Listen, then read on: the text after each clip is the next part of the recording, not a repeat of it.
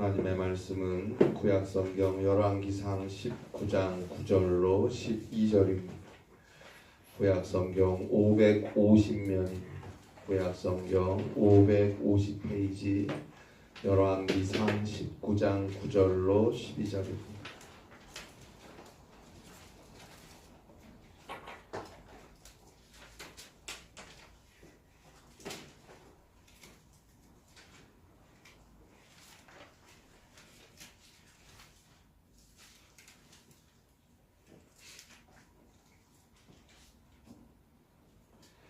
구약성경 550면입니다.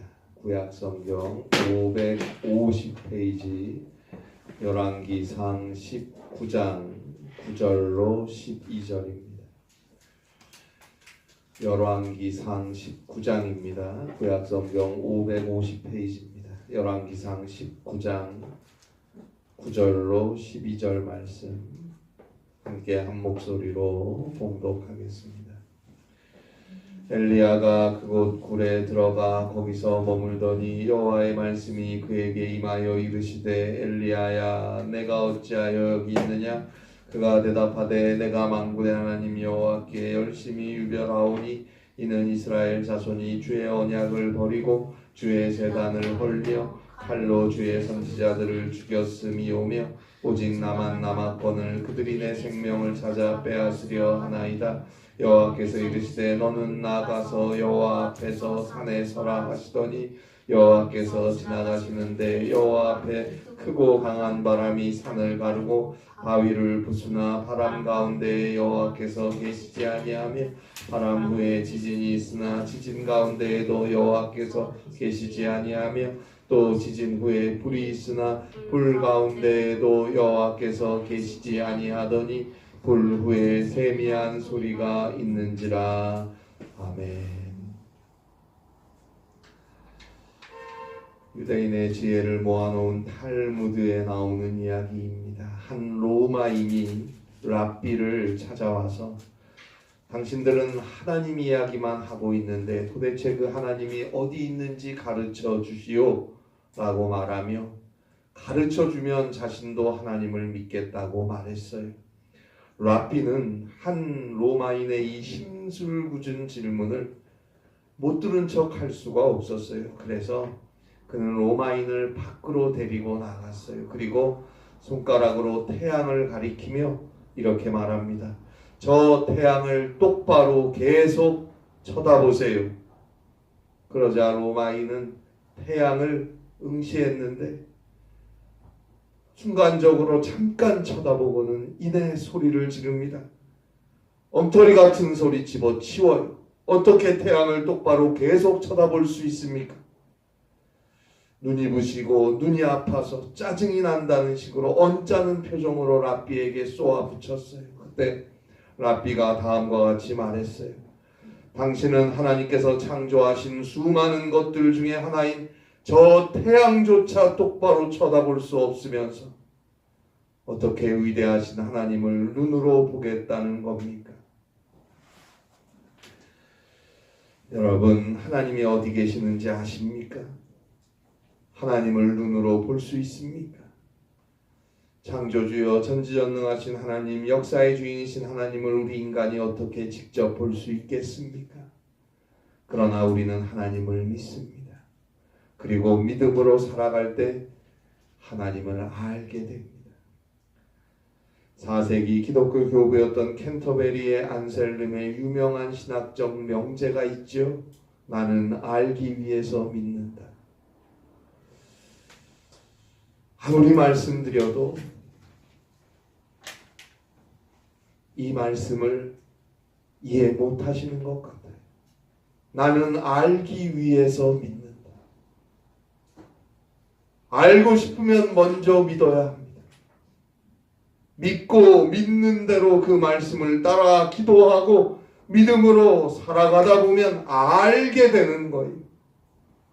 알고 나서 믿는 게 아니고 보고 나서 믿는 게 아니고 믿으면 알게 되고 믿으면 보게 되는 것입니다.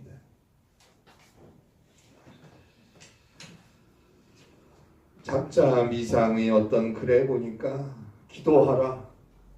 헤아릴 수 없는 많은 힘이 거기에 있다. 기도하라. 헤아릴 수 없는 많은 힘이 거기에 있다. 그런 대목이 나와 있어서 제가 한참을 그 구절을 바라보았습니다. 기도하라. 헤아릴 수 없는 많은 힘이 거기에 있다. 여러분, 기도하세요. 아픕니까? 힘듭니까? 무언가 간절한 것이 있어요? 문제가 있습니까? 그것은 기도할 수 있는 기회인 것입니다. 기도하고 기도하면 하나님의 사랑을 알 수 있는 기회가 될 것입니다. 어떻게든 기도하면 하나님의 사랑을 알게 될 거예요. 하나님 앞에 무릎 꿇고 주 앞에 엎드려 간절히 기도하세요. 정말이지 그 믿음의 기도에 헤아릴 수 없는 무궁무진한 힘이 있음을 알게 될 것입니다. 하나님의 함께 하심을 알게 될 것입니다. 오늘 성경에는 하나님을 더 깊이 알게 되고 하나님을 더 깊이 만나게 되는 한 사람이 등장합니다. 그는 바로 이스라엘의 위대한 선지자 엘리야입니다. 엘리야는 기원전 9세기경에 북이스라엘에서 활동하던 하나님의 사람이자 예언자자 선지자였습니다. 당시 북이스라엘의 왕이었던 아합은 하나님을 떠나 우상을 숭배하는 왕이었어요. 바알신을 섬기는 왕이었어요. 그리고 왕후였던 이세벨 역시 교활하고 잔인했어요. 시돈 사람들의 왕 엣바알의 딸이었어요. 한마디로 우상을 섬기는 이방 여인이, 그것도 우상을 섬기는 이방 땅의 왕의 딸이 이스라엘의 왕후가 된 거예요.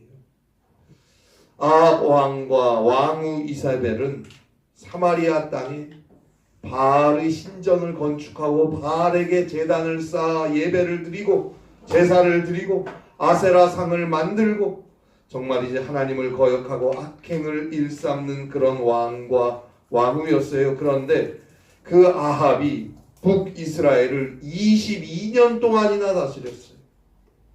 하나님을 믿고 하나님을 섬기는 하나님의 선지자, 하나님의 사람들은 핍박과 박해와 죽음의 공포 속에 살아야 했어요. 우상 숭배가 만연하고 타락하고 부패한 이스라엘이었어요. 그러한 시기에 하나님의 사람, 하나님의 선지자 엘리야가 홀로 바알을 섬기는 선지자 450명, 아세라를 섬기는 선지자 400명과 갈멜산에서 전투를 벌입니다. 영적 전쟁이죠. 1대 850으로 대결을 합니다. 우리가 잘 아는 갈멜산 전투죠. 그 대결에서 엘리야가 이겼습니다. 하나님만이 참 하나님이시고 하나님만이 살아계신 하나님임이 증명되는 시간입니다. 그리고 3년 동안 가뭄으로 기근이 들었던 이스라엘 지면에 하나님께서 비를 내려주십니다. 자, 이처럼 영적인 전투에서 크게 승리하고 하나님의 살아계심을 보였던 엘리야가 갑자기 너무 초라해집니다. 왕후였던 이세벨이 엘리야를 죽이겠다고 맹세했다는 소식을 듣고는 엘리야가 광야로 도망을 칩니다. 그리고 로뎀나무 아래 앉아서 하나님께 이렇게 기도합니다. 열왕기상 19장 4절입니다. 열왕기상 19장 4절입니다. 자기 자신은 광야로 들어가 하룻밤 길쯤 가서 한 로뎀나무 아래에 앉아서 자기가 죽기를 원하여 이르되 여호와여 넉넉하오니 지금 내 생명을 거두시옵소서. 나는 내 조상보다 낫지 못하니이다 하고 자기가 죽기를 원하여 이르되 여호와여 넉넉하오니 지금 내 생명을 거두시옵소서. 아니, 사르밧 과부의 죽은 아들을 하나님께 기도해서 살려냈던 엘리야 아니었습니까? 갈멜산에서 1대 850으로 싸워서 바알과 아세라 선지자들을 물리친 엘리야 아닙니까? 그런데 아무리 당시 왕보다도 더 강력한 권한을 가지고 악행을 일삼고 하나님을 경외하는 자들을 핍박하고 죽이는 일을 서슴지 않고 자행했던 왕후 이세벨이 엘리야 자신을 죽이겠다고 한다고 하더라도 이건 너무 초라해진 거 아닙니까? 여러분, 인간의 마음은 이렇게 믿을 게 못됩니다. 죄인인 인간은 사실 너무 연약합니다. 성령께서 함께 하시지 않으면 안 돼요. 사실 우리는 엘리야가 이세벨의 살해 위협을 듣고 도망친 오늘 이 기사에 대해서 혼자서 수백 명의 이방 선지자들 앞에 서서 하나님 앞에 간절히 기도하고 제사하고 믿음의 전심 전력을 다했던 갈멜산 대결 때문에 너무 지쳐서 더 이상 사소한 도전에도 맞설 수 있는 힘과 체력이 없어서 도망친 건지, 아니면 그렇지 않아도 악명 높은 이세벨의 엘리야를 향한 분노가 이번에는 예사롭지가 않은 것 같아서 엘리야조차도 겁을 먹게 만든 것인지 알 수 없습니다. 그러나 엘리야도 우리 모두도 중요한 것, 그 누구도 하나님께서 함께 하지 않으면 아무것도 할 수 없다는 사실입니다. 아무것도 할 수 없습니다. 하나님과 함께 해야 합니다. 그런데 연약하고 부족한 우리는, 고집스러운 우리는 때때로 주와 멀어집니다.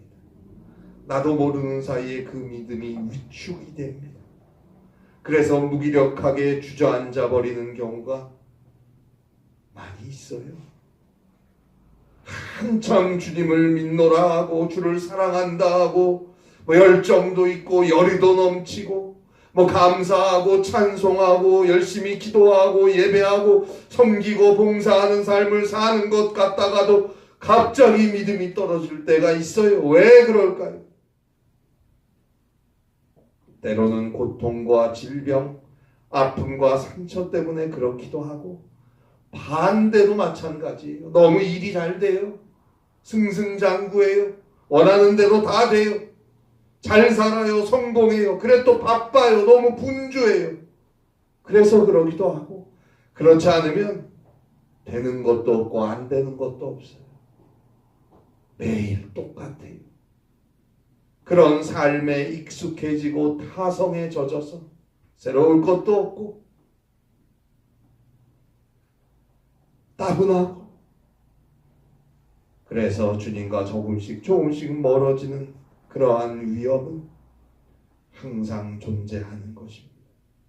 따라서 우리는 믿음을 위해서 늘 깨어 있어야 합니다. 골로새서 4장 2절입니다. 기도를 계속하고 기도에 감사함으로 깨어 있어라.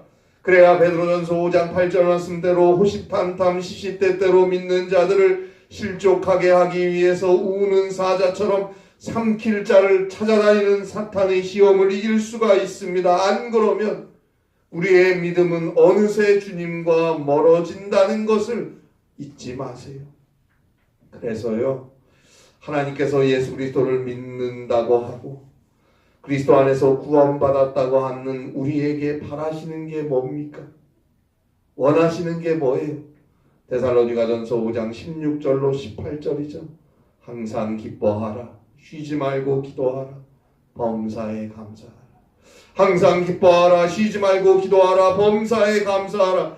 이것이 항상 기뻐하고 쉬지 말고 기도하고 범사에 감사하는 것이 그리스도 예수 안에서 너희를 향하신, 예수 믿고 구원받은 자들을 향하신 하나님의 뜻이니라. 예수 안 믿는 사람을 향한 하나님의 뜻이 아니에요. 그리스도 안에서 구원받은 예수 믿는 자들을 향하신 하나님의 뜻이니라. 그래야 순간순간 주와 함께 살고 끝까지 믿음 가운데 저 구원을 향해 갈 수 있기 때문입니다. 자, 그러나 우리는 여전히 때때로 주님과 멀리 떨어지는 삶을 살 때가 많아요. 자, 오늘 성경의 그 옛날 위대한 선지자 엘리야도 그러했거늘 저 같은 사람이야 오죽하겠습니까? 주님 앞에 나와서 예배하면서도 주와 가까이 있지를 못하거늘 삶을 살면서 오죽하겠습니까? 우리도 종종 오늘 엘리야와 같은 마음을 가질 때가 있지 않습니까?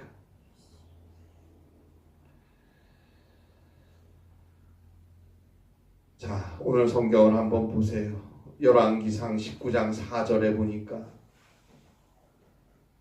4절을 보세요.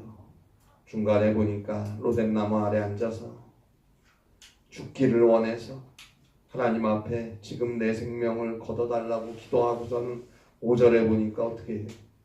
잤어요. 그죠? 잤어요. 우리도 그럴 때가 있지 않아요? 주여 나로 하여금 아침에 깨지 않게 하소서. 그런 마음으로 하나님께 비밀스럽게 기도하고 있지는 않습니까? 순간순간 하나님 앞에서 이런 한숨을 쉬신 적은 없습니까? 저는 있는 것 같아요.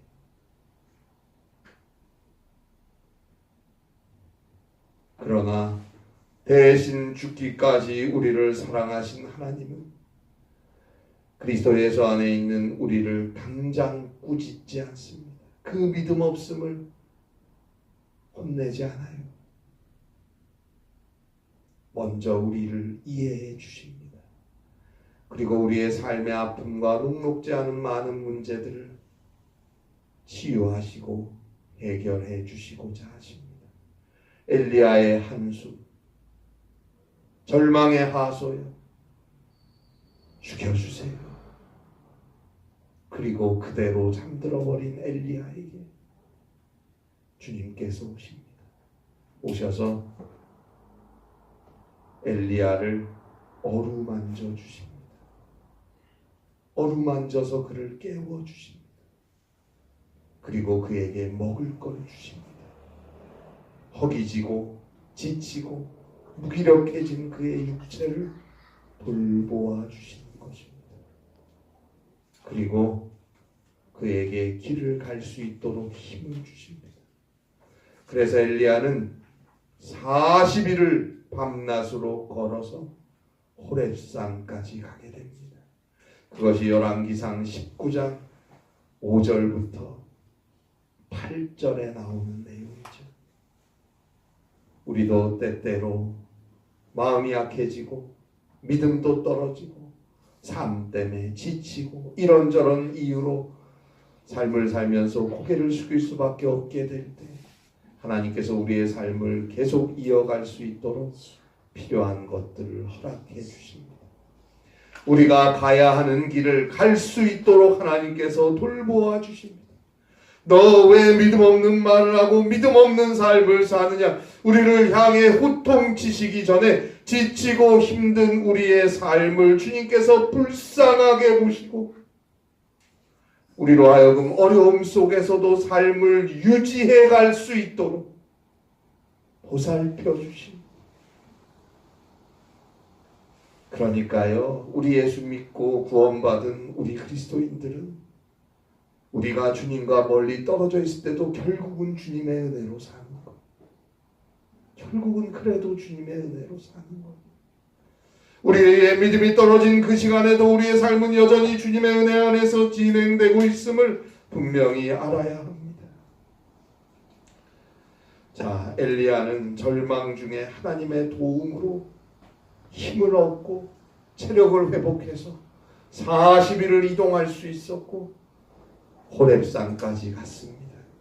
그리고 오늘 성경 열왕기상 19장 9절에 보니까 한 굴에 들어가서 있었는데 굴 속으로 들어갔어요. 그런데 그때 하나님의 말씀이 엘리야에게 임합니다. 엘리야야, 너가 어찌하여 여기 있느냐? 너가 어찌하여 여기 있느냐? 너가 어찌하여 여기 있느냐라는 하나님의 질문은 너는 왜 믿음의 낙오자가 되었느냐? 엘리야를 향한 질책의 말씀과 같은 거예요. 전투에 나간 군대의 행렬에서 뒤떨어지고 있는 병사를 향한 호통과 같은 거예요. 그러자 엘리야가 변명을 하기 시작해요. 그게 오늘 성경 열왕기상 19장 10절에 나와요.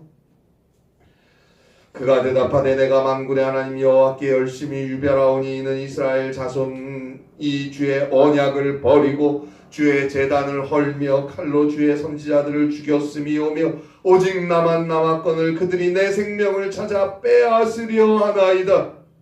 자, 왕 이세벨이 자신을 죽이겠다고 맹세하고 자신을 찾아온다는 소식을 듣고는 무서워서 도망친 거 아니에요.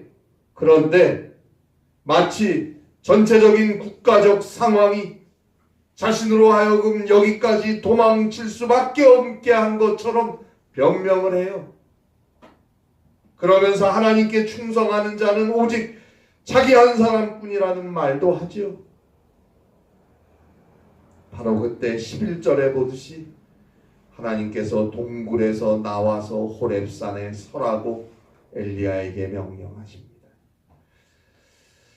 사실 지금 엘리야에겐 동굴이 필요합니다. 왕후 이세벨에 대한 공포 때문에 자신을 보호해야 할 동굴이 있어야 하고 또 하나님께서 자신을 향해 이제는 질책하시는 것 같아요. 그래서 또 동굴에 있고 싶어요. 숨고 싶어요.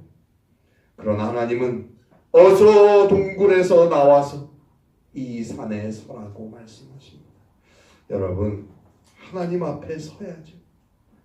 자꾸 이런저런 이유들 속에 숨지 마세요. 이 주일도 마찬가지예요. 하나님 앞에 서는 날 아닙니까? 그럼 똑바로 서 있어야죠. 믿음으로 예배해야죠. 진실하게 회개하고 기도해야죠. 진정으로 말씀 듣고 삶의 다짐을 해야죠. 찬송해야죠. 하나님 앞에 서는 시간인데 그렇게 서면 되겠습니까? 하나님 앞에 서야 돼요. 자꾸 이런저런 이유들 속에 숨지 마세요. 아프다고, 질병이 있다고, 마음에 상처가 있다고 움츠려들지 마시고 일어나서 하나님 앞에 서세요. 주님 앞에 진실하게 엎드리세요. 하나님으로부터 숨으려고 하지 마세요. 내가 있는 그대로의 모습으로 진실하게 회개하고 기도하며 하나님 앞에 믿음으로 서야 합니다. 어서 나와서 서라. 엘리야에게 하나님이 말씀하십니다. 그리고 11절을 보니까 이제 하나님의 명령으로 동굴에서 나와서 산에 서 있는 엘리야 앞으로 엄청난 상상할 수 없는 폭풍이 몰아칩니다. 11절이죠. 크고 강한 바람이 산을 가르고 바위를 부숴요. 그런데 그 바람 가운데 여호와께서 계시지 않아요. 바람 후에 지진이 있어요. 그런데 지진 가운데도 여호와께서 계시지 않아요. 12절에 보니까 또 지진 후에 불이 있어요. 그런데 불 가운데에도 여호와께서 계시지 않아요. 저는 이 성경을 잘 아는 성경이지만 늘상 이 성경을 대하고 기도하면서 하나님이 계시지 않는 곳이 어디인지 생각하게 됩니다. 우리의 삶이 분주하고 바쁘고 열심히 정신없이 세상에 빠져 살고 여기저기 사람들로부터 이런저런 소리를 듣고 말하고 평판 평가 여기저기 때로는 바람같이 때로는 지진처럼 우리를 흔드는 소리들이 넘쳐나요. 쏟아져 나오는 세상과 삶의 소리들, 우리가 살면서 접하는 그 소리들이 때로는 폭풍 같고 때로는 지진 같아요. 그 소리들에 취해서 거기에 빠져서 거기에 집착해서 거기에 연연해서 그 소리들을 쫓아서 그 소리들을 붙잡고 사는 인생에 하나님이 계시지 않는다는 말입니다. 하나님이 안 계십니다.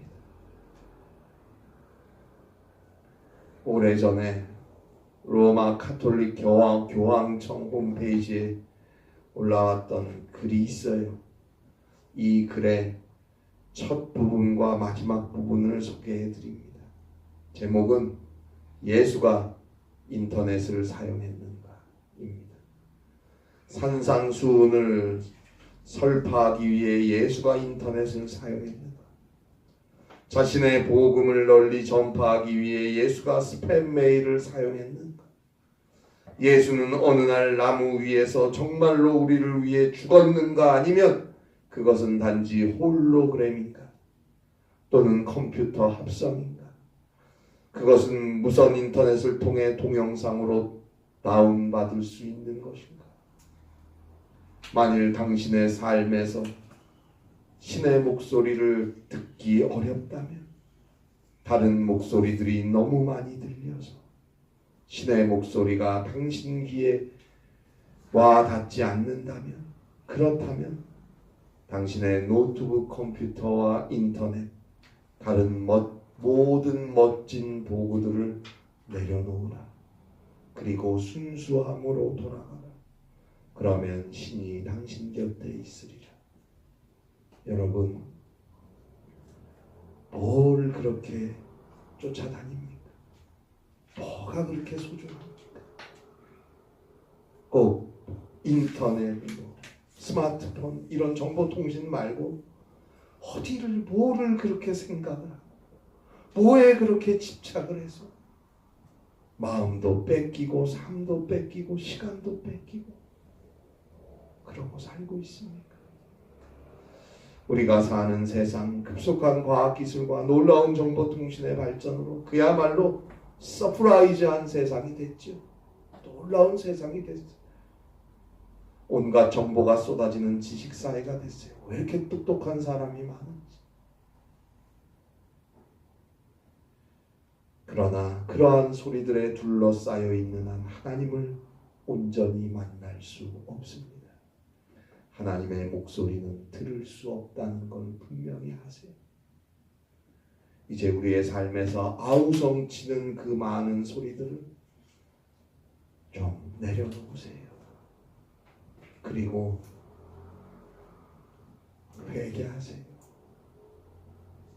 회개하고 기도하고 주의 십자가를 바라보며 믿음으로 주의 음성에 귀를 기울여 보세요.